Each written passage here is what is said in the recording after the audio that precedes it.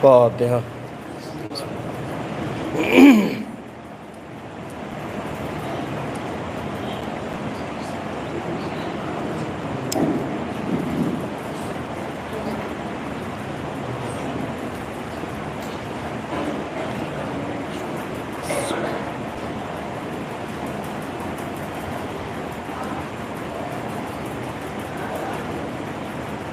لا حول ولا قوة إلا بالله العلي العظيم۔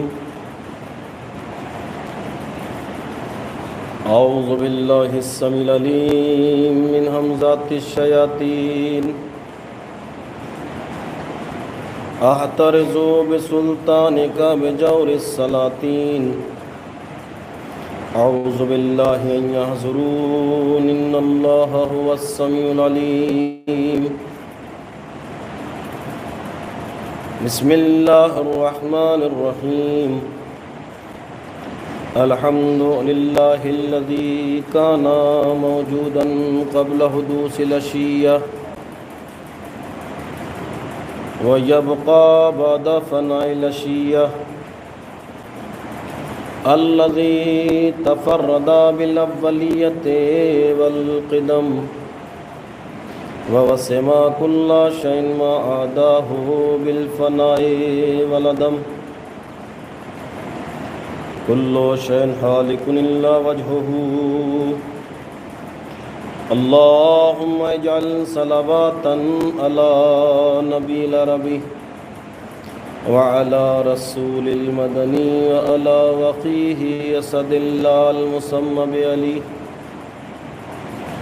صاحب رحمة المحمدية وصولة الحيدرية وولاية العلية واسمة الفاطمية وخلق الحسنية وشجاعة الحسينية وصبر السجادية وعلم الباقرية وآثار الجعفرية وحلم الكاظمية ورضاء العلي وجود التقوية والنفة النخبية والهيبة العسكرية وهداية المهدية،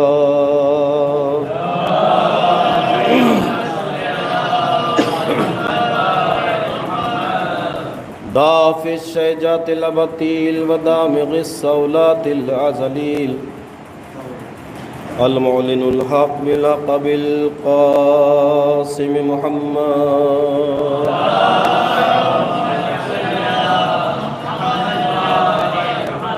وآل بيت الطيبين الطاهرين المعصومين المظلومين، ولعنة الله على أعدائهم أجمعين من ليلنا إلى قيام يوم الدين، أما بعد فقد قال الله تعالى في كتاب الكريم أشرف الصادقين وقوله الحق بالحق، بسم الله الرحمن الرحيم، يا أيها الذين آمنوا لا ترفعوا أصواتكم فوق صوت النبي ولا تجهروا له بالقول كجهر بعضكم لبعض ان تهبط اعمالكم وانتم لا تشعرون۔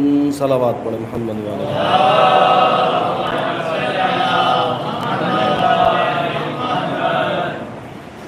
بزرگان ملت و برادران ایمان،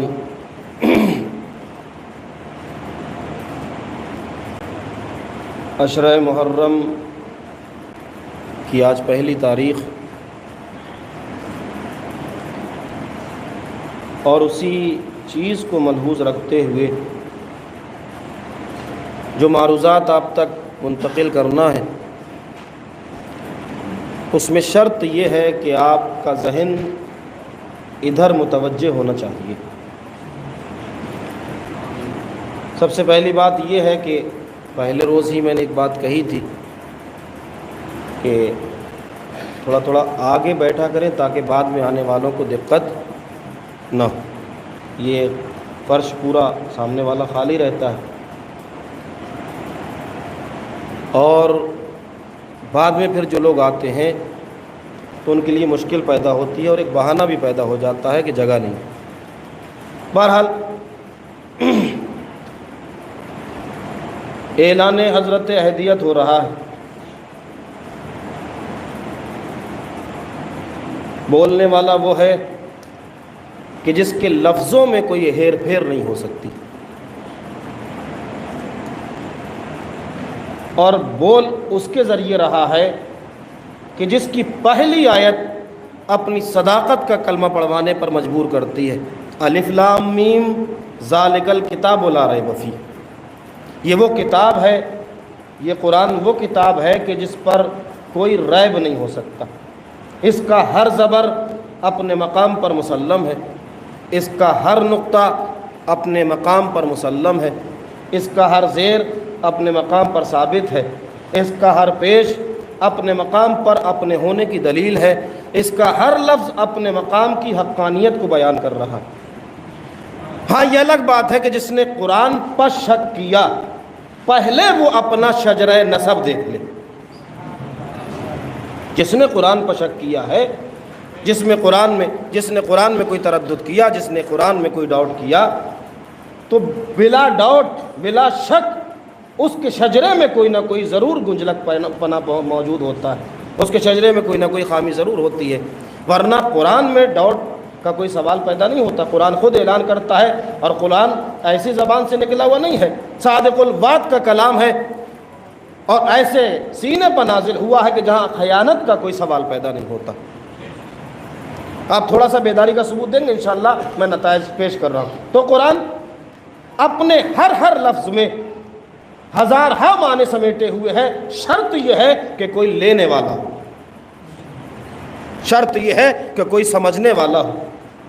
اگر آپ یہ سمجھ لیں کہ قرآن ہماری سمجھ میں آ جائے گا تو یہ ناممکن ہے، اس لیے کہ اگر قرآن کو ہر کس و ناکس سمجھ لے تو پھر قرآن کے لیے معلم کی ضرورت نہیں ہوتی، پھر قرآن کے لیے پروردگار عالم نے جو معلمین کا اہتمام کیا ہے وہ اہتمام کرنے کی ضرورت نہیں تھی، بلکہ قرآن کا ہر لفظ سمجھنے کے لیے اس کی تفسیر درکار ہے، اس کی تفسیر چاہیے، اور تفسیر کرنے کے لیے قرآن کی ہر آیت کو کما حقہ جاننا ضروری ہے، اور جب تک قرآن کی ہر آیت کو نہیں جان سکتا قرآن کی تفسیر نہیں کر سکتا، اور جب تک قرآن کی تفسیر نہیں کر سکتا قرآن کے ہر لفظ کا حق ادا نہیں کر سکتا، اور جب تک قرآن کا حق ادا نہیں ہو سکتا سامنے والے کو منتقل نہیں کر سکتا۔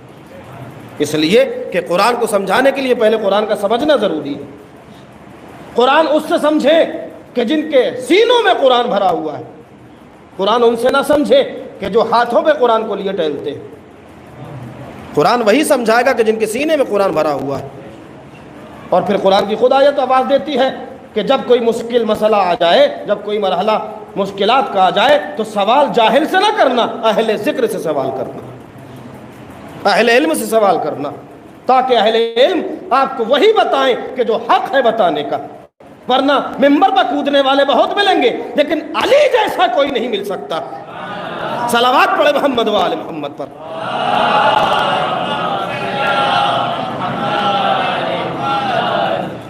تو لہٰذا قرآن کو اگر سمجھنا ہے تو محمد و آل محمد سے سمجھے، اس لیے کہ قرآن خود صامت ہے اور یہ قرآن ناطق ہے۔ جہاں پر انسان کے سوچنے کی انتہا ہوتی ہے قرآن وہاں سے اپنا آغاز کرتا ہے، جہاں پر مفاہیم کا دم نکل جاتا ہے وہاں سے قرآن اپنے زبان کو کھولتا ہے، جہاں پر معنی دم توڑ دیتے ہیں وہاں قرآن کے معنی شروع ہوتے ہیں، جہاں پر انسانی تنفس تھک جاتی ہے وہاں سے قرآن اپنا آغاز کرتا ہے۔ کون سمجھے گا قرآن کو؟ کون بتائے گا قرآن کو؟ قرآن کو اہل ذکر بتائیں گے، قرآن کو اہل قرآن بتائیں گے، قرآن کو اہل بیت بتائیں گے۔ قرآن ہے کیا؟ اب وہی قرآن ہے کہ جو نازل ہوا ہے، نازل کرنے والی ذات خدا وحدہ لا شریک کی ہے، اور جس سینے پر نازل کر رہا ہے وہ ذات کوئی معمولی ذات نہیں ہے، بلکہ سب سے پہلے پروردگار عالم نے اس کے لبوں پر وحی کا پہرا بیٹھایا ہے۔ یہ تو اپنی مرضی سے کلام ہی نہیں کرتے ہیں، یہ وہی بولتے ہیں جو وہی یہ پروردگار کہے، یہ وہی کہتے ہیں جو منشاء پروردگار ہو، یہ وہی کہتے ہیں جو ارادہ وحدانیت ہو، یہ وہی بولتے ہیں جو پروردگار کی رضا ہو، اس کے علاوہ کوئی کلام نہیں کرتے۔ تو جب یہ کلام پروردگار کی مرضی کے مطابق کرتے ہیں، ان کا ہر فعل پروردگار کی مرضی کے مطابق ہے، ان کا ہر کام مرضی پروردگار کے مطابق ہے، یہ کلام پروردگار کی آیات کے مطابق کرتے ہیں تو اب شک نہیں ہونا چاہیے کہ اگر کسی کو خیبر میں بلائے تب بھی خدا کی رضا ہے، کسی کو بزم سے اٹھائے تب بھی خدا کی رضا ہے۔ صلوات پڑھیں محمد و آل محمد پر۔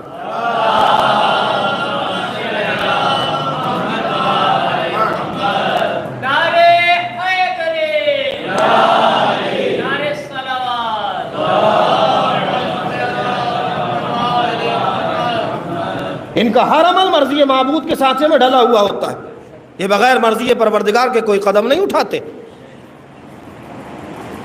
تو اب قرآن کی آیت جس کا میں نے شرف حاصل کیا ہے، اس کی پہلی آیت تو یہ ہے سورہ حجرات۔ آج میں ایڈریس بھی دے رہا ہوں اور حوالہ بھی دے رہا ہوں۔ ابھی تک میں نے قرآن کی صرف آیت پڑھی تھی، نہ ترجمہ کیا تھا، نہ ایڈریس بتایا تھا۔ سورہ حجرات 49واں سورہ، تلاش کرنے کی ضرورت نہیں ہے، میں حوالہ دے رہا ہوں، بعد میں جا کے تلاش کر لیجئے گا۔ 49واں سورہ، جس آیت کی تلاوت کی ہے وہ دوسری آیت، اور اس آیت میں پروردگار عالم مقام پیغمبر اکرم کو بتانا چاہتا ہے۔ موضوع ذہن میں ہے آپ کے؟ اس آیت میں مرتبہ مصطفیٰ کو بیان کرنا چاہتا ہے۔ پہلی آیت کیا کہتی ہے؟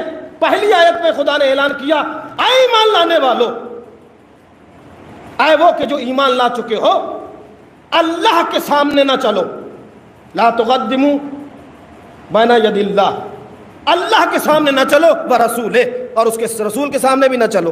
اس کا مطلب یہ ہے کہ اگر رسالت کے آگے بڑھ جائے قدم تو پھر سوء ادب ہے، یہاں پر بے تہذیبی ہے، بدتمیزی ہے، اس لیے کہ قرآن جس کی منع کر رہا ہے، جس چیز کی ممانعت کر رہا ہے، اگر مسلمان اس پر عمل کر رہا ہے تو قرآن کی مخالفت ہے، اور جو قرآن کی مخالفت کرتا ہے گویا اس نے اللہ کی مخالفت کی، اور جس نے اللہ کی مخالفت کی ہے وہ کچھ بھی ہو مومن نہیں ہو سکتا، وہ کچھ بھی ہو مومن نہیں ہو سکتا، مسلمان نہیں ہو سکتا۔ مسلمان کسے کہتے ہیں؟ مسلمان اسے کہا جاتا ہے کہ پروردگار جو جو بیان کرتا چلا جائے وہ آمنا اور صدقنا کہنے کے بعد اس پر سر تسلیم خم کر لے، یہ مسلمان۔ تو اب آئیے، پروردگار عالم نے جو انبیاء کو اس کائنات میں بھیجا ہے، جو رسولوں کو اس کائنات میں بھیجا، جو ہادیان برحق کو اس کائنات میں بھیجا ہے، اس کی ضرورت ہے یا نہیں؟ اس کی احتیاج ہے یا نہیں؟ پہلے فلسفہ حیات کو پڑھے، بعد میں سمجھ میں آ جائے گا کہ کس چیز کی ضرورت ہے اور کس کی ضرورت نہیں ہے۔ فلسفہ حیات کیا ہے؟ کائنات بنی تو کائنات کا سب سے پہلا بشر کون ہے؟ حضرت آدم، اور حضرت آدم سے پہلے کوئی بشر نہیں تھا، چونکہ حضرت آدم ابو البشر ہے۔ تو اس کا مطلب یہ ہے کہ سلسلہ انسانیت جو چلی ہے وہ آدم کے بعد، سلسلہ انسانیت آدم کے بعد چلی ہے۔ فرشتوں نے جب آدم کے پتلا تیار ہوا، پروردگار عالم نے اعلان کیا کہ دیکھو میں نے آدم کا پتلا بنایا ہے، میں روئی زمین پر خلیفہ بنانے والا ہوں، تو خلیفہ ہوتا کس کا ہے؟ خدا کا۔ خلیفہ ہوتا کس کا ہے؟ خدا کا۔ فرشتوں کو اعتراض کرنا چاہیے، پروردگار تو کیوں بنا رہا ہے؟ ہم خود بنا لیں گے۔ تو کیوں بنا رہا ہے؟ ہم خود بنا لیں گے۔ فرشتوں کی خاموشی اس بات کی دلیل ہے کہ جو کائنات بناتا ہے خلیفہ بنانے کا حق بھی اسی کو ہے۔ صلوات پڑھے محمد و آل محمد پر۔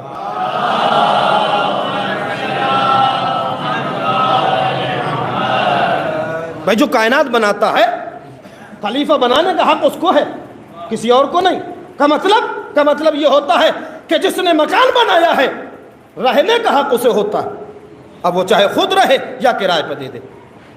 جس نے مکان بنایا وہ حقدار ہے، وہ مالک ہے، اس کی ملکیت ہے، اس کی جائیداد ہے، اس کی سلطنت ہے، وہ جیسے چاہے رہے، چاہے توڑے یا ثابت رکھے۔ اور جب بات یہاں تک آ گئی تو ایک بات اور بتاتا چلوں، جس کی ملکیت ہے اسے اختیار ہوتا ہے۔ اب یہ سمجھنے کے پھیر ہیں، اب وہ سمجھنے کے اعتبار سے آپ کا محتاج نہیں ہے، وہ خود سمجھتا ہے کہ کیا کرنا اور کیا نہیں کرنا ہے۔ کائنات اس نے بنائی ہے تو ہدایت کا اہتمام بھی وہ کرے گا، چاہے کعبے میں دروازہ بنا کے بلائے، چاہے کعبے میں دروازہ بنا کے بلائے یا پھر فرشتوں کی محفل سجا کے بلائے، یہ اس کا حق ہے۔ کائنات اس نے سجائی ہے، کائنات اس نے بنائی ہے۔ تو مقام احمد مجتبیٰ ذہن میں رہے، فرشتوں کی محفل ہے، اعلان ہوا کہ میں زمین پر خلیفہ بنانے والا ہوں۔ انشاءاللہ ایسے ایسے پوائنٹ آپ تک پہنچاؤں گا تاکہ آپ محظوظ ہوں۔ خاموش رہیں تو رہیں، اس سے مجھے کوئی شکوہ شکایت نہیں۔ بہرحال میں خلیفہ بنانے والا ہوں۔ فرشتوں نے اعتراض کیا، بسم اللہ الرحمن الرحیم، اتجعل فیہا من یفسد فیہا ویسفک الدماء نحن نسبح بحمدک ونقدس لک۔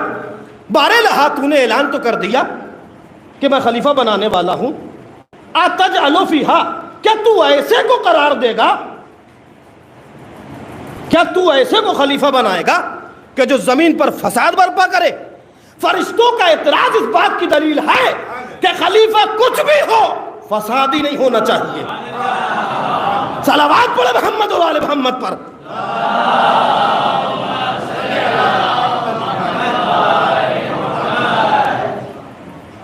کچھ بھی ہو فسادی نہیں ہونا چاہیے، اور جو فسادی ہوگا وہ نمائندہ پروردگار نہیں ہو سکتا، وہ خلیفہ پروردگار نہیں ہو سکتا، وہ ہادی پروردگار نہیں ہو سکتا۔ کیا تو ایسے کو بنائے گا جو فتنہ و فساد پھیلائے، جو خون ریزی کرے؟ نحن نسبح بحمدک ونقدس لک، ہم ہیں کہ جو تیری تسبیح کرتے ہیں، تیری تحلیل کرتے ہیں، تیری حمد و ثنا کرتے ہیں۔ بہتر یہ ہے کہ ہم میں سے کسی کو بنا دے۔ اس کا مطلب یہ ہے کہ ایک بات اور واضح ہو گئی، منصب کے طلبگار فرشتے بھی تھے، منصب کے طلبگار فرشتے بھی تھے، ورنہ تسبیح و تحلیل کا احسان نہ جتاتے، ورنہ تسبیح و تحلیل کا احسان نہ جتاتے۔ منصب چاہیے تھا۔ پروردگار عالم نے ایک جملے سے خاموش کیا، انی اعلم ما لا تعلمون، جو میں جانتا ہوں وہ تم نہیں جانتے۔ خبردار، ہر بات میں تم دخل اندازی کر سکتے ہو، لیکن مسئلہ خلافت میں تمہیں حق نہیں، مسئلہ خلافت میں تمہیں حق نہیں ہے کہ انٹرفیئر کرو، دخل اندازی کرو۔ اب سوال یہ پیدا ہوتا ہے کہ جب فرشتوں کی اوقات نہیں، میں کچھ کہہ رہا ہوں، جب فرشتوں کی اوقات نہیں ہے کہ مسئلہ خلافت میں دخل اندازی کریں، تو مسلمان کی اوقات کیا ہو سکتی؟ فرشتوں کو حق نہیں ہے، فرشتوں کا اتھارٹی نہیں ہے کہ دخل اندازی کرے، تو پھر مسلمان کو حق کس نے دے دیا؟ اس کا مطلب یہ ہے کہ جب اس نے کائنات سجائی ہے تو خلیفہ بھی وہی بنائے گا۔ آیت کیا کہتی ہے؟ اِنَّ عَلَيْنَا لَلْهُدَى وَإِنَّ لَنَا لَلْآخِرَةُ وَالْأُولَى، ہدایت کی ذمہ داری ہمارے اوپر ہے۔ جب ہم نے تمہیں اپنے ہاتھوں سے بنایا ہے تو تمہاری ہدایت کون کرے گا؟ جب ہم نے اس کائنات کو سجایا ہے تو اس کائنات کو آباد کون کرے گا؟ اس کا مطلب یہ ہے کہ کائنات ہم نے بنائی ہے تو آبادی کا حق بھی ہمیں، آبادی کا حق بھی ہمیں ہے۔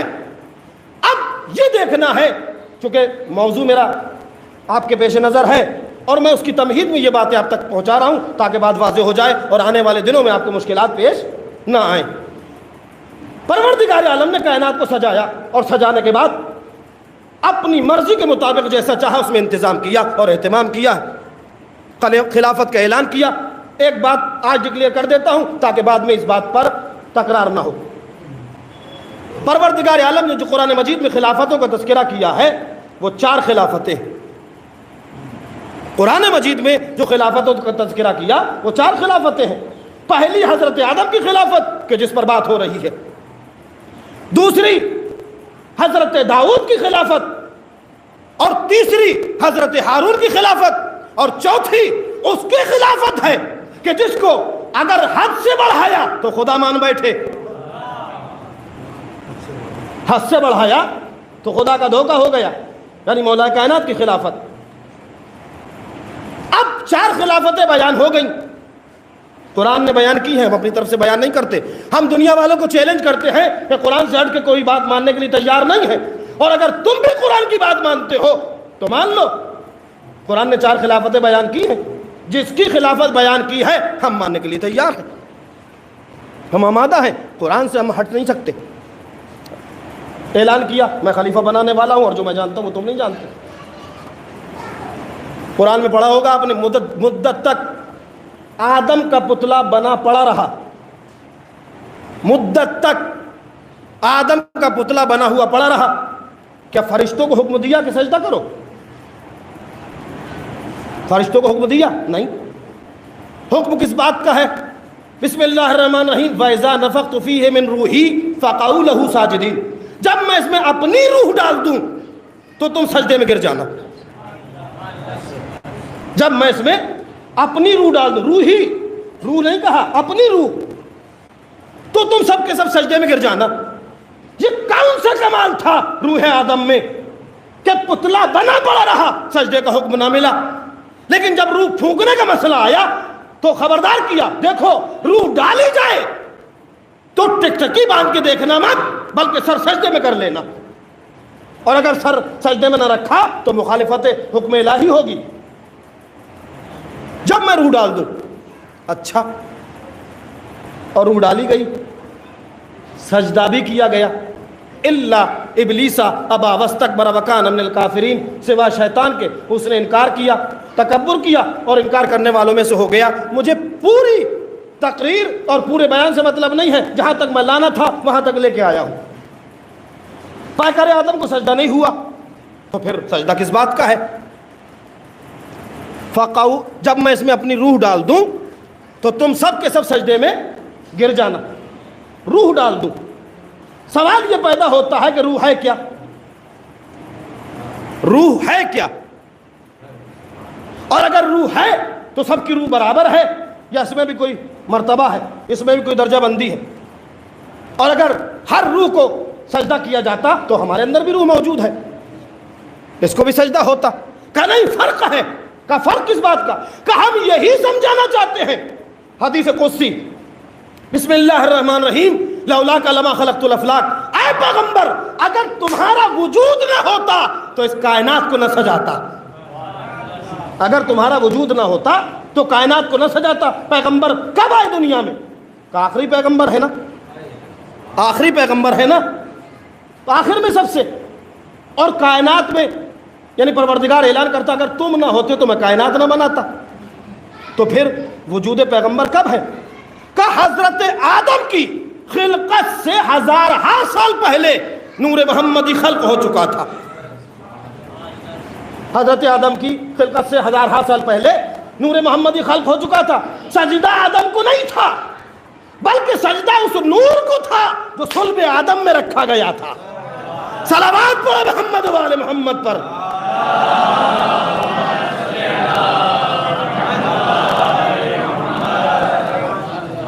سجدہ اس نور کو کرایا گیا ہے جو حضرت آدم کے صلب میں رکھا گیا، اور اگر یہ نور نہ ہوتا تو آدم اس لائق نہ تھے کہ ان کو سجدہ کیا جاتا۔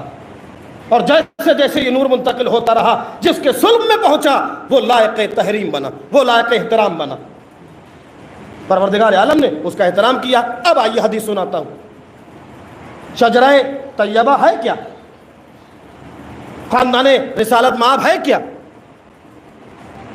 گھرانے پروردگار کا گھرانے مصطفیٰ ہے کیا؟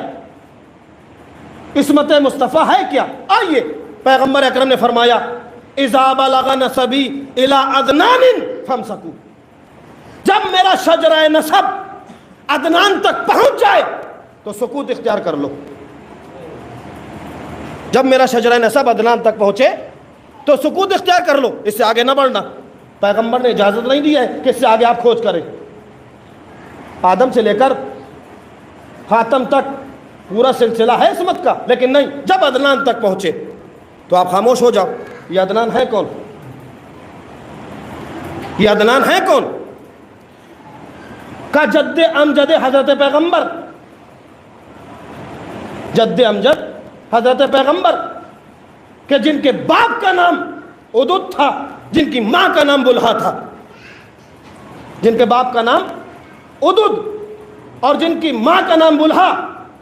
قبیلہ جرہم نے بڑی سپورٹ کی ہے قبیلہ بنی ہاشم کی۔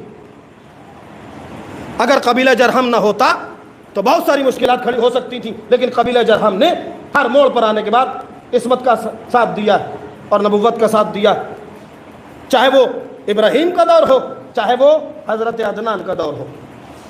حضرت عدنان قوی ہیکل، جسم و جثے کے اعتبار سے اتنا بڑا بہادر، پیشانی پر نور نبوت ایسا چمک رہا تھا کہ لوگ دشمن ہو چکے تھے، اور دشمن اسی کا ہوتا ہے کہ جس کے یہاں کمال پایا جاتا ہے۔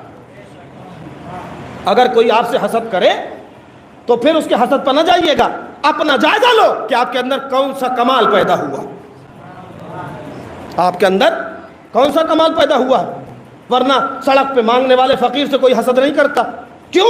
اس کے اندر کمال نہیں ہے۔ بھائی وہ بھی تو انسان ہے نا، حسد کرو اس سے بھی، لیکن نہیں، حسد اس سے ہوتا ہے جس کے اندر کمال پایا جاتا ہے۔ حضرت عدنان، روایت کی فکر ہے کہ جب پیشانی سے نور نبوت چمک رہا تھا اور طاقت اور قوت کا یہ عالم تھا کہ بہادری اور شجاعت لوگ ہیبت کھاتے تھے، 80 لوگ تاریخ بتاتی ہے، اور اگر کسی کو حوالہ چاہیے تو میرے پاس حوالہ موجود ہے، یہی موجود ہے، اگر یہاں چاہیے ہو، کمرے پہ چاہیے ہو تو کمرے پہ حوالہ دے دوں گا۔ 80 لوگ حضرت عدنان کے مقابل میں آئے، صحرا میں گھیر لیا تاکہ عدنان کو ختم کر دیں۔ یہ عدنان کے دشمن نہیں ہیں، یہ نور نبوت کے دشمن ہیں، یہ اس عصمت کے دشمن ہے کہ جو ان کے پیشانی میں گھیر لیا تاکہ ختم کر دیا جائے۔ لیکن اللہ جس کو رکھے کائنات میں کون اس کو مٹا سکتا ہے؟ جس کو پروردگار اپنے دائرہ حفاظت میں لے لے، بڑی سے بڑی طاقت اس پر آنے کے بعد ناکام ہو جاتی ہے۔ اور اگر یقین نہ ہو تو حالات حاضرہ کا جائزہ لے لیں، موبائل چلاتے ہوں گے آپ، کلپ آپ کے یہاں آتی ہوگی، اتنا بڑا ملک کہ جس کو امریکہ کہا جاتا ہے، سب ملک جو ہیں امریکہ سے بات کرتے ہوئے ڈرتے ہیں، لیکن جب خدائی مدد ہوتی ہے تو ایران آنکھ میں آنکھ ڈال کے بتاتا ہے وہ اور ہوں گے جو اس سے ڈرتے ہوں۔ ہم ہیں کہ جس کو خدائی امداد حاصل ہے، ہم دنیاوی طاقتوں سے نہیں ڈرتے، ہمارے یہاں خدائی طاقت۔ اور ابھی آپ نے دیکھا ہوگا کہ ایران نے ایک ایسا ایٹم نکالا ہے کہ بڑے بڑے ملک کی ہوا خراب ہے، کیوں؟ جس پر پابندیاں لگائی گئی ہوں اس سے بھی ڈرنا، اس سے بھی ڈر رہے ہو، کیوں؟ کہ اس کی پابندیوں سے نہیں، جب امریکہ میزائل مار رہا تھا تب بھی وقت کا خمینی ہاتھ میں تسبیح گھما رہا تھا، اس کا ہر میزائل اس کے ایک دانہ کافی تھا، ادھر میزائل چلتا تھا ادھر تسبیح گھومتی تھی، کیوں؟ کہ ادھر اعتقاد نہیں تھا، ادھر اعتقاد تھا، ادھر بھروسہ تھا، اور جب بھروسے پر تسبیح کو گھمایا جاتا ہے تو وہ بم کا کام کرتی ہے۔ شرط یہ ہے کہ پروردگار پر اعتقاد ہونا چاہیے۔ بہرحال 80 لوگوں نے گھیرا، اور 80 ایسے نہیں، اسلحہ لیس، گھوڑوں پر سوار، حضرت عدنان پر اٹیک کرتے ہیں۔ اور جب حضرت عدنان پر اٹیک ہوا تو ہم اور آپ ہوتے تو ڈر کے بھاگ جاتے، ہم اور آپ ہوتے تو واقعی کیا کرتے؟ ڈر کے بھاگ جاتے۔ میں عالم تصور میں اگر یہ سوال کروں، حضرت عدنان 80 لوگ ہیں، بھاگ جاؤ، کہ اگر بھاگ گیا تو میری نسل میں فرار پیدا ہوں گے، میں نہیں چاہتا کہ یہ کلنک میری نسل میں آ جائے، اگر بھاگ گیا تو فراری کہلاؤں گا، نہیں۔ 80 لوگوں سے مقابلہ کیا، اور مقابلہ کرنے کے بعد بہت سارے لوگوں کو تحت کیا، بہت سارے لوگوں کے گھوڑوں کو واصل جہنم کیا، اور لڑتے لڑتے تھوڑا سا پیچھے ہٹتے چلے گئے، اور پیچھے ہٹتے ہٹتے ایک کوہ یعنی ایک پہاڑ کے دامن میں آئے، چاہے اسے کوہ مامون کہہ لیجئے، چاہے پناہ گاہ کہہ لیجئے، ایک پہاڑ تھا۔ جیسے حضرت عدنان پہاڑ کی آڑ میں گئے ہیں، قسم خدا کی جب پروردگار کسی کو بچانا چاہتا ہے تو کیسے کیسے بچاتا ہے، جب کسی کو بچانا چاہتا ہے، جب کسی کی حفاظت کرنا چاہتا ہے، میں نے ایک جملہ کہا تھا، جب کسی کی حفاظت کرنا چاہتا ہے تو دربار چاہے فرعون کا کیوں نہ ہو موسیٰ کو پال دیتا ہے، دربار چاہے پھر فرعون کا ہو موسیٰ کو پال دیتا ہے۔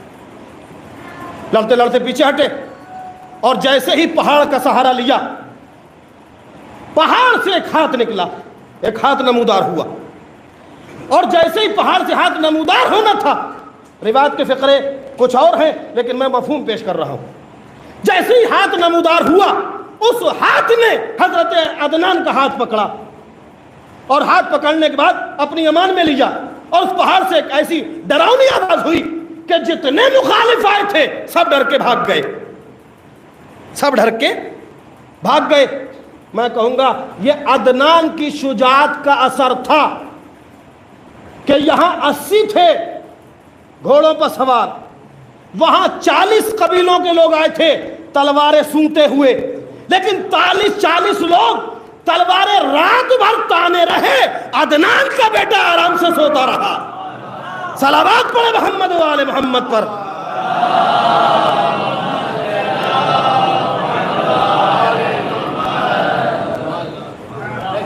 وہاں 80 لوگ تھے، یہاں 40 لوگ ہیں۔ فرق یہ ہے کہ وہاں عدنان لڑنے کے ارادے میں تھے، یہاں مولا لڑنے کے ارادے میں نہیں۔ یہاں آرام سے چادر تانے سو رہے، ہم اور آپ ہوتے تو نیند رہی، رکنا محال تھا، لیکن نہیں۔ سوال کرو اے علی، ایسے ماحول میں نیند کیسے آ گئی؟ ایسے ماحول میں نیند کیسے آ گئی؟ ہم نے بڑے بڑے سورماؤں کی کہانی کو سنا ہے، بڑے بڑے سورماؤں کی داستان پڑھی ہے کہ چھوٹا سا سانپ بھی اگر آ جائے تو رونا شروع کر دیتے،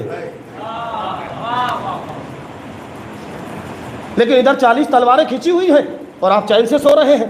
کہ دیکھو مجھے تلواروں کا خوف نہیں ہے، کہ پھر کب مجھے جو پاس و لحاظ ہے وہ حکم پیغمبر کا ہے۔ اگر پیغمبر کہے کہ سو جاؤ تو جاگنا حرام، اگر پیغمبر کہے، میں جملہ دے رہا ہوں، میں نے کہا نا میں پڑھنا میرا کام ہے، جملے دینا میرا کام ہے، سمجھنا آپ کا کام ہے، اب میں اشارے کر کے جاؤں گا، آپ جیسے چاہیں ویسے سمجھیے۔ اگر پیغمبر کہے کہ سو جاؤ تو جاگنا حرام، اور اگر پیغمبر بلائے تو بھاگنا حرام۔ صلوات پڑھے محمد و آل محمد پر۔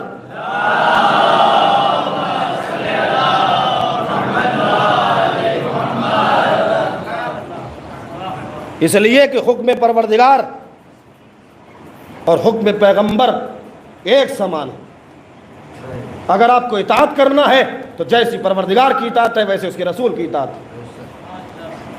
حضرت عدنان کا ایک بیٹا، یعنی بیٹے تو 10 تھے، لیکن ایک بیٹا کہ جس کا نام ماد ہے، یہ نور نبوت حضرت عدنان سے حضرت ماد میں منتقل ہوا، اور حضرت ماد سے حضرت نزار میں منتقل ہوا۔ حضرت نزار کے 4 فرزند۔ نزار کو نزار کیوں کہتے ہیں؟ جب ماد کے یہاں حضرت نزار پیدا ہوئے تو حضرت ماد نے ہزاروں اونٹ کی قربانی پیش کی، اور پیش کرتے ہوئے یہ جملہ کہا، بارگاہ یہ کم ہے اس مولود کے مقابلے میں۔ ہم جو نظر کرتے ہیں نا، یہ نظر اسی سے بنا ہے۔ نظر یعنی ایک ایسی چیز دینا سامنے والے کی خدمت میں جو اس کی شایان شان نہ ہو، اس کی شان کے مطابق بہت تھوڑی، اور نظر تھوڑی ہی رکھی جاتی ہے۔ نظر رکھی بھی تھوڑی جاتی ہے، چکھی بھی تھوڑی جاتی ہے۔ اب یہ پیٹ کا اثر ہے کہ کوئی نظر کو کھاتا ہے اور کوئی چکھتا ہے۔ بہرحال تو جب 1000 اونٹ قتل کیے یعنی قربان کیے، اور قربان کرنے کے بعد حضرت ماد نے یہ کہا، پروردگار ھذا نزار، یہ بہت کم ہے، یہ بہت کم ہے، تیری شان کے مطابق میں یہ قربانی پیش کر رہا ہوں۔ اور حضرت ماد سے جب حضرت نزار پیدا ہوئے، اور نزار سے جو افراد پیدا ہوئے ہیں 4 فرزند، ان کا سلسلہ بھی انشاءاللہ آہستہ آہستہ آپ تک پہنچاؤں گا۔ میں جلدی جلدی یہ سلسلہ پہنچانے کے بعد وہ اصل موضوع اور وہ اصل چیز بیان کروں گا، کیونکہ اگر یہ چیز نہ چھیڑی جائے تو کڑی سے کڑی نہیں مل سکتی، اور زنجیر کو سمجھنے کے لیے زنجیر کی ہر کڑی کو سمجھنا ضروری ہے۔ صاحب خانہ کو سمجھنے کے لیے خانے کا سمجھنا ضروری ہے، تحفے کو سمجھنے کے لیے صاحب تحفہ کا سمجھنا ضروری ہے، خدا کو سمجھنے کے لیے پہلے مخلوق کو سمجھو۔ خدا کو سمجھنے کے لیے پہلے مخلوق کو سمجھو، اور جب مخلوق کو سمجھ لو گے تو پھر خالق خود بخود سمجھ میں آ جائے گا۔ جس نے اپنے نفس کو سمجھا اس نے خدا کو سمجھا۔ تو ادھر آدم کو جو سجدہ کرایا گیا وہ پیکر آدم کو نہیں، اس نور کو سجدہ تھا کہ جو حضرت آدم کے وجود میں تھا۔ ادھر عدنان کی جو عظمت ہے وہ عدنان کی کوئی عظمت نہیں ہے، بلکہ اس نور کی عظمت ہے جو حضرت عدنان کے پیشانی میں موجود ہے۔ مات کا جو مقام ہے وہ اس نور کی وجہ سے، نزار کا جو مقام ہے وہ اس نور کی وجہ سے، اور یہ نور ہزارہا تخلیق آدم سے پہلے، ہزارہا سال پہلے خلق ہو چکا تھا، پروردگار نے اس کو خلق کیا تھا۔ ایک چیز بتاتا چلوں اور اس کے بعد اپنا بیان سمیٹ رہا ہوں۔ پروردگار عالم نے اپنے نور سے اس نور کو خلق کیا ہے۔ آپ روایت دیکھ لیں اٹھا کے، اپنے نور سے اس نور کو خلق کیا، اور جب محبتیں اور بڑھ گئیں، تھوڑا توجہ دیجیے گا، اور جب محبتیں اور بڑھ گئیں تو اپنے نام سے ان کے نام کو خلق کیا۔ محبتیں جب اور بڑھیں تو اپنے نام سے اس نام کو خلق کیا۔ اور اگر یقینا روایت اٹھا سکتے ہیں، جب آدم نے ترک اولا کیا اور ترک اولا کرنے کے بعد کہا پروردگار اب میں کیا کروں، میری خطا معاف کر، میں واسطہ دیتا ہوں۔ کہا واسطہ تو ان کا، کہا کوئی ایسی شخصیت بھی ہے کہ جو مجھ سے پہلے خلق ہوئی؟ کیا کوئی ایسا وجود بھی ہے کہ جو مجھ سے پہلے خلق ہوا؟ کہا ہاں، تمہیں بھی کسی کے صدقے میں پیدا کیا، تمہیں بھی کسی کے صدقے میں پیدا کیا۔ اب جو میں نے حدیث پڑھی تھی، حدیث قدسی، وہ ایک جملہ تھا، اب پوری مکمل کر رہا ہوں۔ لولاک لما خلقت الافلاک، اور اسی پر بات کو تمام کرتا ہوں۔ لولاک لما خلقت الافلاک، اے پیغمبر اگر تم نہ ہوتے اور تمہیں پیدا کرنا مقصود نہ ہوتا تو یہ کائنات نہ بناتا۔ اس کا مطلب یہ ہے کہ کائنات کو پیغمبر اکرم کے لیے بنایا۔ حدیث تمام ہوئی یا نہیں؟ کہا نہیں۔ کلیجے پہ ہاتھ رکھیے گا، اگلا جملہ سنیے، لولا لما خلقت الافلاک، اگر تم نہ ہوتے تو کائنات کو نہ بناتا۔ ولولا علی لما خلقتک، اگر ذات علی نہ ہوتی تو تمہیں پیدا نہ کرتا۔ اگر ذات علی نہ ہوتی تو تمہیں پیدا نہ کرتا۔ حدیث تمام نہیں ہوئی، آگے بڑھ کے آواز دیتی ہے ولولا فاطمہ لما خلقتکما، یاد رکھو اگر تم نہ ہوتے تو کائنات نہ ہوتی، علی نہ ہوتے تو تم نہ ہوتے، اگر فاطمہ نہ ہوتی تو نہ تمہیں پیدا کرتا نہ علی کو پیدا کرتا۔ صلوات پڑھو محمد و آل محمد پر۔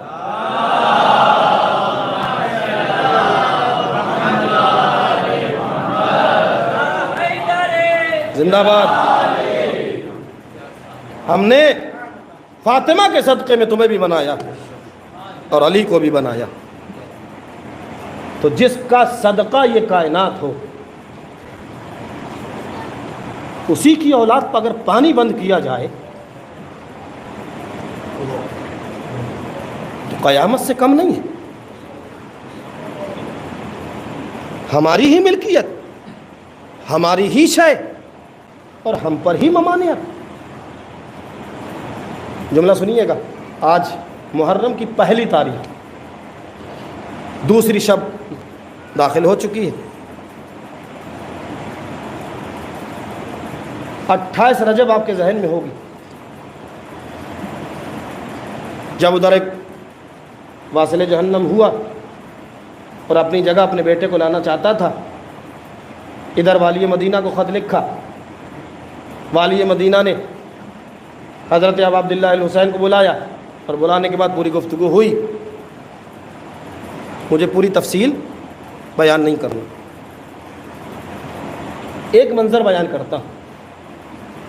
جب مولا حسین کو دربار میں بلایا گیا نا،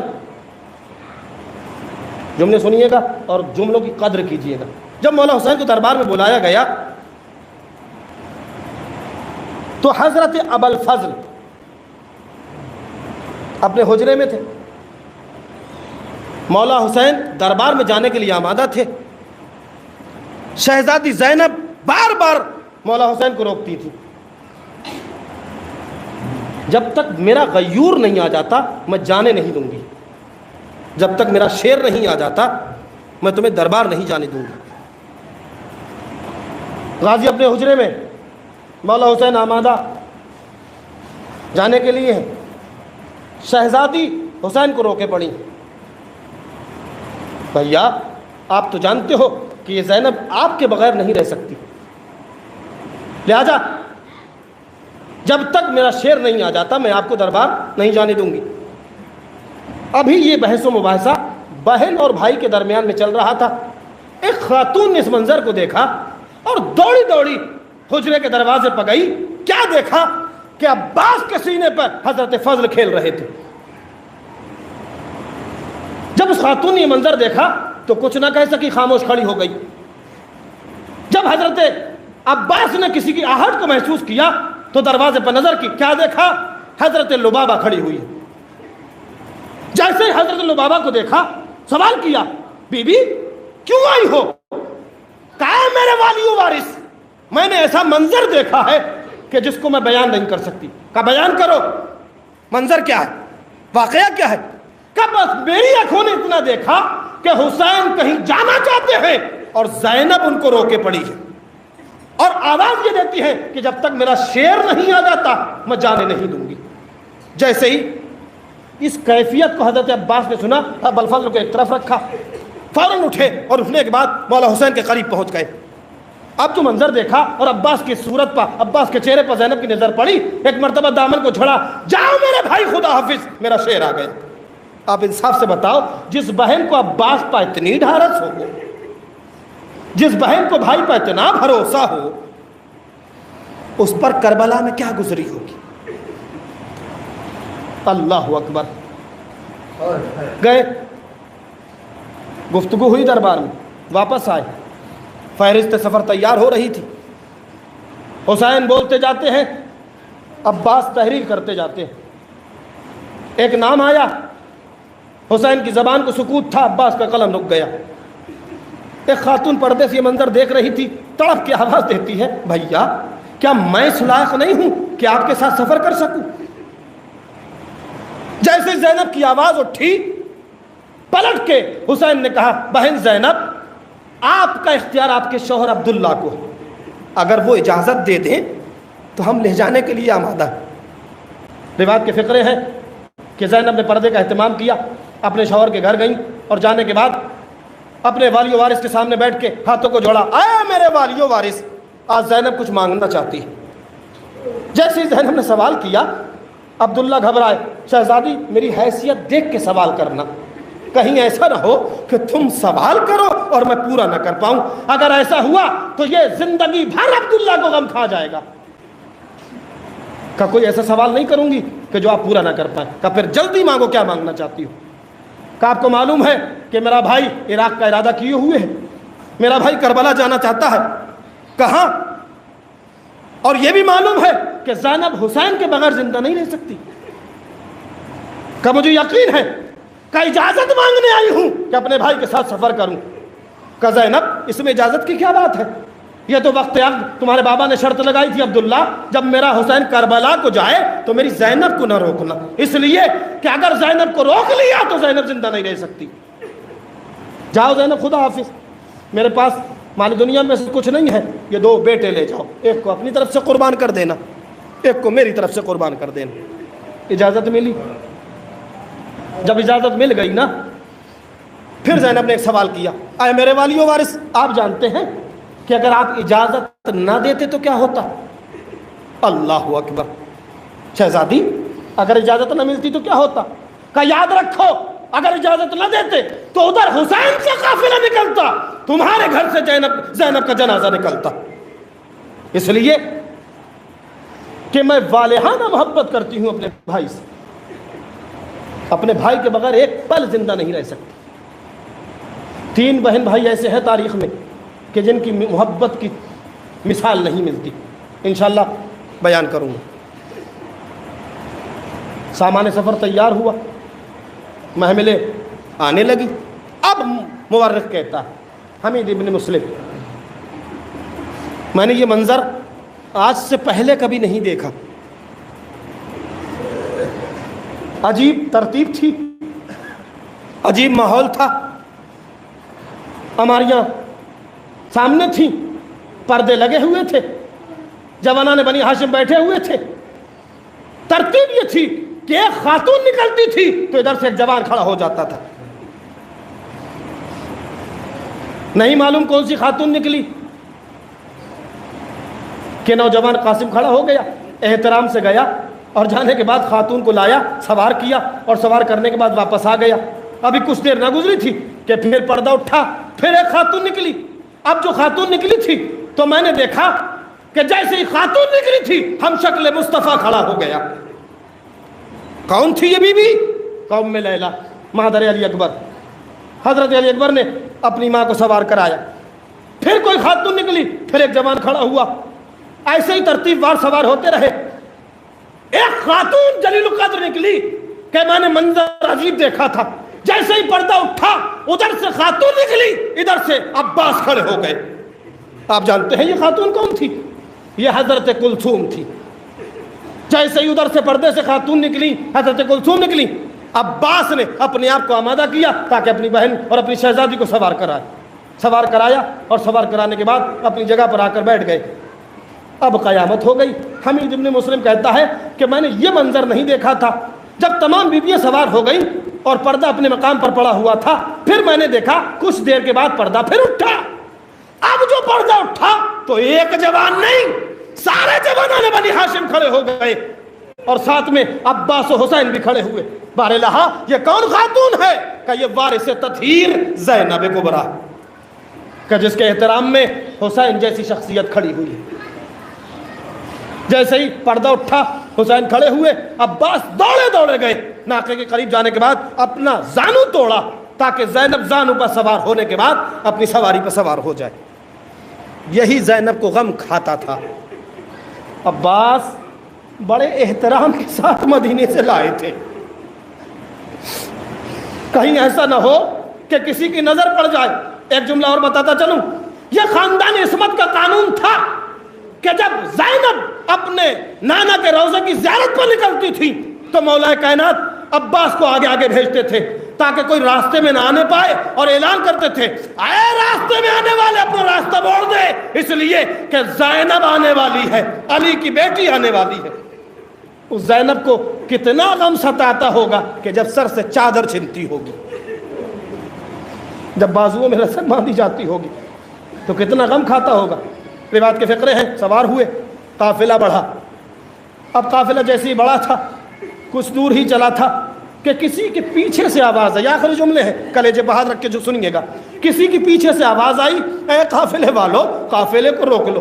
अब जो मुड़ के हुसैन ने देखा, एक ज़ईफ़ा है कि जो कमर पकड़े हुए, असे का सहारा लिए हुए आगे बढ़ी चली आती है। अम्मा उम्मुल बनीन, आपने क्यों ज़हमत की? कि मैं अपने बेटे से कुछ गुफ्तगू करना चाहती हूँ। अब्बास का हाथ पकड़ा, पकड़ने के बाद कुछ ना कहा, सीधी रोज़ा रसूल पर ले गई। अल्लाह अकबर, सीधी रोज़ा रसूल पर। सुकूत तारी है। रोज़ा रसूल पर जाने के बाद बैठ गई। एक मर्तबा हसरत भरी निगाहों से अब्बास का चेहरा देखा, दूसरी मर्तबा हसरत भरी निगाहों से रोज़ा रसूल को देखा। अब्बास का एक हाथ पकड़ा, अपने सर पर रखा, अल्लाह अकबर। दूसरा हाथ पकड़ा, रोज़ा रसूल पर रखा। अब सुकूत टूटा। मेरे लाल, जानते हो कि तुम्हारे हाथ कहाँ है? अम्मा, मेरा बायां हाथ आपके सर पर है, मेरा दाहिना हाथ मरकद पैगंबर पर है। क्या इनकी अजमत जानते हो? अम्मा, आपका सर है, मज़ार रसूल है। का फिर मेरे लाल, इन दोनों चीजों की कसम खा के कहो, जब तक बाजू सलामत है ज़ैनब के पर्दे पर आँच नहीं आना चाहिए। जैसे ही माँ ने ये वसीयत की और माँ ने कसम दिलाई, अब्बास ने दोनों की कसम खाई। अम्मा, रोज़ा रसूल और आपके सर की कसम, जब तक बाजू सलामत है ज़ैनब के पर्दे पर आँच नहीं आ सकती। शायद यही वजह थी कि जब आखिर में अब्बास रुखसत आखिर के लिए आए हैं और मैदान का रुख किया है तो ज़ैनब ने बीवियों की तरफ मुतवज्जो होने के बाद, आखिरी जुमला, बीवियों की तरफ मुतवज्जो होने के बाद आवाज़ दी, बीवियों, मैं अपनी जिम्मेदारी वापस लेती हूँ, मैंने जो वायदा किया है उसे वापस लेती हूँ। गैरत अब्बास तड़पी, आवाज़ दी, शहजादी कौन सा वायदा है कि जिस